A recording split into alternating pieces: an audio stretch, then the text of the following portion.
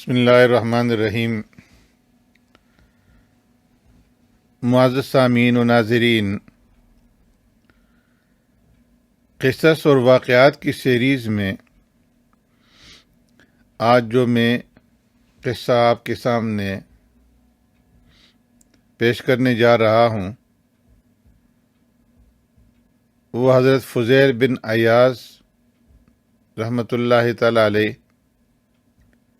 اور خلیفہ ہارون الرشید کا ہے۔ ایک دفعہ خلیفہ ہارون الرشید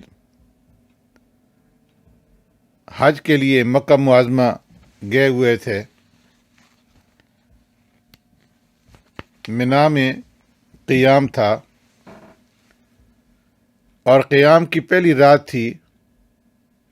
اس کا وزیر فضل بن ربی دیر تک خلیفہ ہارون رشید کے پاس بیٹھا رہا اور پھر خلیفہ ہارون رشید سے اجازت لے کر کے وہ اپنے خیمے میں چلا گیا اور جا کر کے وہ آرام کرنے لگا۔ جب تھوڑی دیر گزری تو اس کے بعد اچانک اس نے محسوس کیا کہ دروازے کے اوپر کوئی ہے اور دروازہ کھٹکھٹا رہا ہے، تو وہ اٹھ کر کے باہر آیا، دیکھا کہ خلیفہ ہارون الرشید دروازے پر کھڑا ہے۔ تو فضل بن ربی نے ادباً امیر المومنین کو سلام کیا اور عرض کیا کہ امیر المومنین، آپ نے اس وقت کیوں تکلیف فرمائی؟ آپ مجھے حکم دے دیتے تو یہ غلام خود آپ کے در دولت کے اوپر حاضر ہو جاتا۔ خلیفہ ہارون الرشید نے اس سے کہا کہ اس وقت میرا دل یہ چاہتا ہے کہ میں کسی مرد کامل کی زیارت کروں، اس لیے مجھے کسی ایسے بزرگ کے پاس لے چلو۔ چنانچہ فضل امیر المومنین ہارون الرشید کو سفیان بن عیینہ رحمۃ اللہ تعالی علیہ، جو قریب ہی مقیم تھے، ان کے پاس لے گئے۔ جب یہ دونوں حضرات سفیان بن عیینہ کی قیامگاہ پر پہنچے تو فضل نے دروازے کے اوپر دستک دی۔ سفیان بن عیینہ نے پوچھا کہ کون ہے؟ تو فضل نے کہا کہ امیر المومنین تشریف لائے ہیں۔ سفیان بن عیینہ جلدی سے باہر نکلے اور فرمانے لگے کہ امیر المومنین، آپ نے خود کیوں تکلیف کیا؟ آپ مجھے پیغام بھیج دیتے، میں خود حاضر ہو جاتا۔ ہارون رشید ان کے پاس کچھ دیر تک بیٹھے رہے، گفتگو ہوتی رہی، اور پھر جب واپس جانے لگے تو ان سے پوچھا کہ اگر کسی چیز کی ضرورت ہو تو ارشاد فرمائیے۔ سفیان نے کہا کہ میرے سر پر قرض ہے۔ ہارون رشید نے اپنے وزیر فضل کو حکم دیا کہ ابو محمد کا قرض فوراً ادا کرنے کا انتظام کرو، اور پھر وہاں سے دونوں چل پڑے۔ راستے میں خلیفہ ہارون رشید نے اپنے وزیر فضل سے کہا کہ میرا دل ابھی مطمئن نہیں ہوا، میرے دل کو اطمینان حاصل نہیں ہوا، اس لیے کسی دوسرے مرد خدا کے پاس چلو۔ فضل نے کہا کہ امیر المؤمنین، فلاں جگہ محدث عبد الرزاق بن حمام بن نافع قیام پذیر ہیں، ان کے پاس چلتے ہیں۔ تو ہارون رشید نے کہا کہ چلو ٹھیک ہے۔ چنانچہ یہ دونوں فضل بن عبد الرزاق بن حمام کی رہائش گاہ پر پہنچے اور ان کا دروازہ کھٹکھٹایا تو اندر سے عبد الرزاق نے آواز دی، کون ہے؟ فضل نے جواب دیا کہ امیر المومنین آپ سے ملاقات کرنے کے لیے تشریف لائے ہیں۔ تو عبد الرزاق نے جلدی سے باہر نکل کر کے امیر المومنین کا استقبال کیا اور فرمایا کہ امیر المومنین، آپ نے کیوں تکلیف کی؟ آپ مجھے طلب فرما لیتے، میں خود حاضر ہو جاتا۔ ہارون رشید ان کے پاس کچھ دیر تک بیٹھا رہا گفتگو ہوتی رہی، اور جب واپسی کا ارادہ کیا تو چلتے چلتے عبدالرزاق سے بھی پوچھا کہ آپ کو کسی چیز کی ضرورت تو نہیں ہے، کسی کا آپ کے اوپر قرض وغیرہ تو نہیں ہے؟ عبدالرزاق نے جواب دیا کہ امیر المؤمنین، میرے اوپر قرض ہے اور میں اتنی رقم کا مقروض ہوں۔ ہارون رشید نے اپنے وزیر فضل کو حکم دیا کہ ابو العباس ان کا قرض ادا کر دو، اور وہاں سے چل پڑے۔ راستے میں ہارون رشید نے اپنے وزیر فضل سے کہا کہ اے ابو العباس، یہاں پر بھی میرا دل مطمئن نہیں ہوا اور میرے دل کی مراد پوری نہیں ہوئی، چلو کسی اور کے پاس چلتے ہیں۔ فضل نے عرض کیا کہ امیر المومنین، اس طرف فضیل بن عیاض رحمہ اللہ مقیم ہیں، ان کے پاس اگر آپ چاہیں تو وہاں چلے جاتے ہیں۔ ہارون رشید نے کہا کہ چلو اب انہی کے پاس چلتے ہیں۔ تو یہ دونوں حضرات فضیل بن عیاض رحمۃ اللہ تعالی علیہ کے خیمے پر پہنچے۔ وہ اس وقت نماز کے اندر مشغول تھے، اور بعض روایت کے مطابق یہ کہ وہ قرآن کی تلاوت کے اندر مشغول تھے۔ جب وہ نماز سے یا تلاوت قرآن سے فارغ ہوئے تو فضل نے دروازے پر دستک دی۔ انہوں نے اندر سے پوچھا کہ کون ہے؟ تو فضل نے جواب دیا، امیر المؤمنین تشریف لائے ہیں۔ حضرت فضیل بن عیاض رحمہ اللہ نے اندر ہی سے فرمایا کہ یہاں امیر المؤمنین کا کیا کام ہے؟ امیر المؤمنین سے کہو کہ واپس تشریف لے جائیں اور میرے مشاغل کے اندر مشغول نہ ہوں، اس کے اندر مخل نہ بنے۔ فضل نے، جو ہارون رشید کا وزیر تھا، اس نے کہا کہ سبحان اللہ، کیا آپ صاحب امر یعنی آپ خلیفہ کی اطاعت نہیں کریں گے؟ صاحب امر کی اطاعت آپ پر واجب نہیں ہے؟ تو حضرت فضیل بن عیاض رحمۃ اللہ تعالی علیہ نے جواب میں فرمایا کہ میری اجازت تو نہیں ہے، ہاں اگر آپ حکومت کے زور پر اندر آنا چاہتے ہیں تو تمہاری مرضی۔ اور یہ کہہ کر کے انہوں نے دروازہ کھول دیا، لیکن جو ہی دروازہ کھولا تو ساتھ ہی جو چراغ جل رہا تھا اس چراغ کو گل کر دیا، چراغ بجھا دیا تاکہ ہارون رشید کا چہرہ دکھائی نہ دے۔ ہارون رشید اور فضل دونوں خیمے کے اندر داخل ہو گئے، اور اب خیمے کے اندر گھپ اندھیرا تھا۔ خلیفہ ہارون رشید فضیل بن عیاض رحمہ اللہ کو ڈھونڈنے لگے۔ اچانک ہارون رشید کا ہاتھ فضیل کے ہاتھ سے مس ہو گیا، ٹکرا گیا۔ تو انہوں نے کہا کہ کیا ہی نرم ہاتھ ہے، یہ کتنا خوش نصیب ہوگا اگر قیامت کے دن دوزخ کی آگ سے محفوظ رہا۔ خلیفہ ہارون رشید نے عرض کیا کہ اللہ آپ کے اوپر رحمت فرمائے، آپ ہمیں کوئی نصیحت فرمائیے۔ تو فضیل بن عیاض رحمۃ اللہ تعالی علیہ نے انہیں نصیحت کرتے ہوئے فرمایا کہ اے خلیفہ، تیرے باپ عباس رضی اللہ تعالی عنہ، جو پیارے پیغمبر صلی اللہ علیہ وسلم کے چچا تھے، انہوں نے ایک دفعہ آپ صلی اللہ علیہ وسلم سے درخواست کی کہ یا رسول اللہ صلی اللہ علیہ وسلم، مجھے کسی علاقے کی حکومت عطا فرما دیجیے۔ پیارے پیغمبر صلی اللہ علیہ وسلم نے اپنے چچا حضرت عباس رضی اللہ تعالیٰ عنہ سے فرمایا کہ میں نے تمہیں تمہارے نفس کے اوپر امیر بنا دیا، تمہیں تمہارے نفس کی حکومت عطا کر دی۔ ایسا نفس جو اطاعت حق میں مشغول رہے، اس حکومت سے بہتر ہے کہ جس کی ذمہ داریوں کا کوئی شمار نہیں۔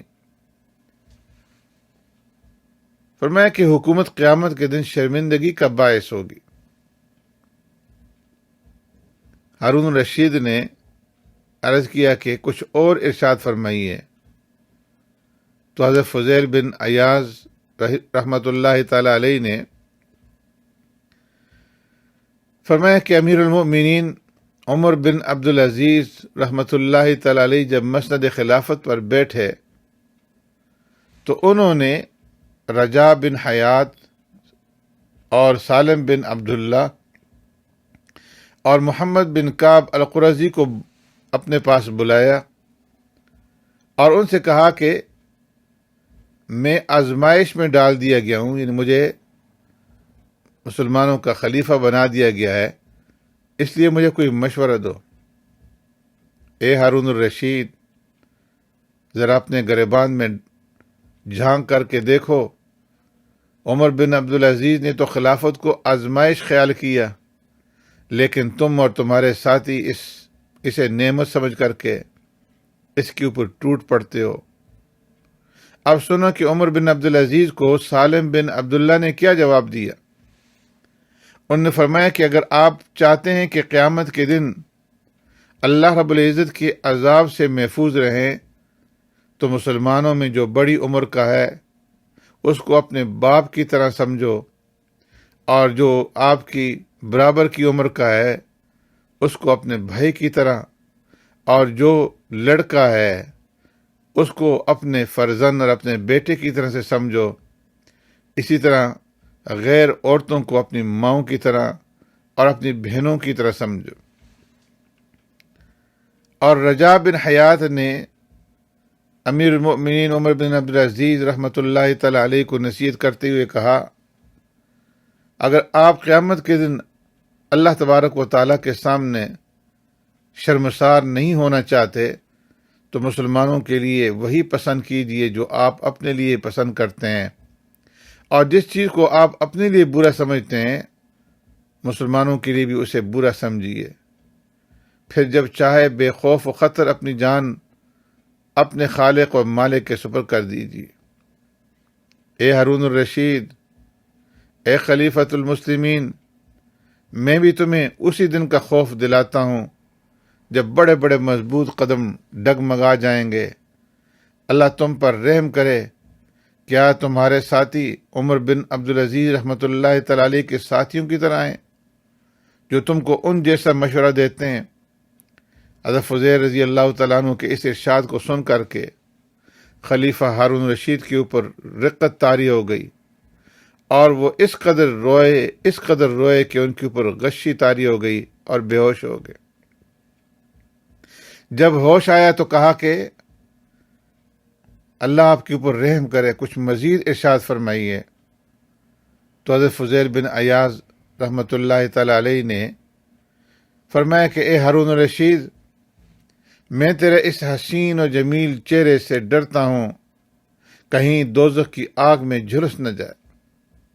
یاد رکھ کہ قیامت کے دن اللہ تبارک و تعالیٰ تجھ سے ایک ایک مسلمان کی نسبت سوال کرے گا کہ تو نے اس سے انصاف کیا یا نہیں، یہاں تک کہ اگر کوئی بڑھیا کسی رات بھوکی سوئی تو قیامت کے دن اللہ تبارک و تعالیٰ تجھ سے اس کے بارے میں پوچھے گا، اور وہ بڑھیا تمہارا دامن پکڑے گی اور تجھ سے جھگڑا کرے گی، پس اس چہرے کو آگ سے بچا سکتے ہو تو بچاؤ، اور زندگی کے رات اور دن اس طرح سے گزارو کہ تیرے دل میں اپنی رعیت، اپنے عوام کے بارے میں کوئی کھوٹ نہ ہو، کوئی کینہ نہ ہو، کیونکہ پیارے پیغمبر صلی اللہ علیہ وسلم نے ارشاد فرمایا ہے کہ جس حاکم نے اس حالت میں صبح کی کہ اس کے دل میں اپنے رعایا کے خلاف کینہ بھرا ہوا ہے، وہ جنت کی بو بھی نہ سونگھ پائے گا۔ ہارون الرشید حضرت فضیل بن عیاض رحمۃ اللہ تعالی علیہ کی یہ باتیں سن کر زار و قطار رونے لگے، یہاں تک کہ انہیں اپنی سدھ بدھ نہ رہی۔ فضل بن ربی جو وزیر تھا، اس نے حضرت فضیل بن عیاض رحمۃ اللہ تعالی علیہ سے کہا کہ امیر المؤمنین سے کچھ نرمی برتیے، آپ نے تو انہیں مار ہی ڈالا۔ حضرت فضیل بن عیاض رحمۃ اللہ تعالی علیہ نے فرمایا کہ اے ربی کے بیٹے، ہارون رشید کو تم اور تمہارے ساتھیوں نے ہلاک کیا ہے، میں نے انہیں ہلاک نہیں کیا ہے۔ ہارون رشید کو جب ہوش آیا تو اس نے حضرت فضیل رضی اللہ تعالیٰ عنہ سے عرض کیا کہ کیا آپ کی کوئی ضرورت ہے، آپ پر کوئی قرض ہے؟ تو انہوں نے فرمایا کہ میرے اوپر خدا کا قرض ہے جس کا وہ مجھ سے محاسبہ کرے گا، پس ہلاکت ہے میرے لیے جب مجھ سے باز پرس ہوگی اور میری کوئی دلیل کام نہیں آئے گی۔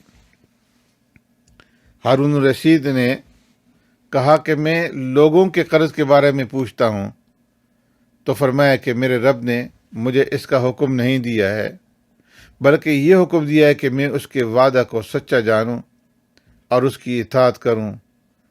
اور حق تعالیٰ کا ارشاد ہے کہ میں نے جنوں اور انسانوں کو اپنی عبادت کے لیے پیدا کیا ہے، اپنی عبادت کے سوا کسی اور غرض کے لیے پیدا نہیں کیا۔ مجھے تو نہ تو ان سے رزق حاصل کرنے کی خواہش ہے اور نہ میں یہ چاہتا ہوں کہ وہ مجھے کھلائیں۔ بے شک اللہ تبارک و تعالیٰ ہی رزاق ہے اور وہ زبردست قوت والا ہے۔ ہارون رشید نے حضرت فضیل بن عیاض رحمۃ اللہ تعالی علیہ کو عرض کیا کہ یہ 1000 دینار کی تھیلی ہے، یہ میری والدہ کی میراث ہے اور خالص طیب مال ہے، اس کو قبول فرما لیجئے۔ تو حضرت فضیل بن عیاض رحمۃ اللہ تعالی علیہ نے فرمایا کہ افسوس، میری تمام نصیحتیں رائے گاں چلی گئیں اور تم نے ان کو دل میں جگہ نہ دی۔ فرمایا یہ مال اس کو دو جس کو اس کی ضرورت ہے، لیکن تم اس کو دیتے ہو جس کو اس کی ضرورت نہیں۔ یہ مجھ پر ظلم نہیں تو کیا ہے؟ میں تمہیں نجات دلانا چاہتا ہوں اور تم مجھے ہلاکت کے اندر ڈالنا چاہتے ہو۔ فضل بن ربیع کہتا ہے کہ پھر حضرت فضیل رضی اللہ تعالیٰ عنہ خاموش ہو گئے اور ہم دونوں سلام کر کے ان کی قیامگاہ سے باہر آئے گئے۔ راستے میں امیر المومنین خلیفہ ہارون رشید نے مجھ سے مخاطب ہو کر کے کہا کہ دیکھا مردان حق ایسے ہوتے ہیں، آئندہ جب میں تم سے کہوں کہ کسی مرد خدا کے پاس مجھے لے چلو تو اس قسم کے مردوں کے پاس مجھے لے جایا کرو جیسے کہ حضرت فضیل بن عیاض رحمۃ اللہ تعالی علیہ۔ اس واقعے سے ہمیں سبق حاصل ہوتا ہے کہ ہمیں کبھی دنیا کی طلب میں نہیں لگنا چاہیے، بلکہ اپنی آخرت کی فکر کو ملحوظ رکھنا چاہیے۔ اور اس سے یہ معلوم ہوتا ہے کہ جو خلیفہ ہارون رشید تھے، جو پہلے وقت کے امیر المومنین اور خلفاء تھے، وہ کس قسم کے لوگ تھے کہ جو اللہ والوں کو ڈھونڈ ڈھونڈ کر کے ان کے پاس جا کر کے اپنے لیے نصیحتیں جو ہے ان سے حاصل کیا کرتے تھے۔ اور اسی طرح اس سے یہ معلوم ہوتا ہے کہ اگر کسی آدمی کو کوئی امارت، کوئی وزارت، کوئی عہدہ جو ہے وہ خود حاصل نہیں کرنا چاہیے، لیکن اگر مل جائے مسلمانوں کے مشورے سے انہیں کوئی عہدہ اور کوئی منصب مل جائے تو انہیں فضیل بن عیاض رحمۃ اللہ تعالی علیہ کی ان نصیحتوں کو سامنے رکھتے ہوئے اس منصب کو اس طریقے سے گزارنا چاہیے۔ اللہ تبارک و تعالی ہم سب کو حضرت فضیل بن عیاض رحمۃ اللہ تعالی علیہ کے ان نصائح کے مطابق اور اللہ والوں کی نصیحتوں کے مطابق زندگیاں گزارنے کی توفیق عطا فرمائے۔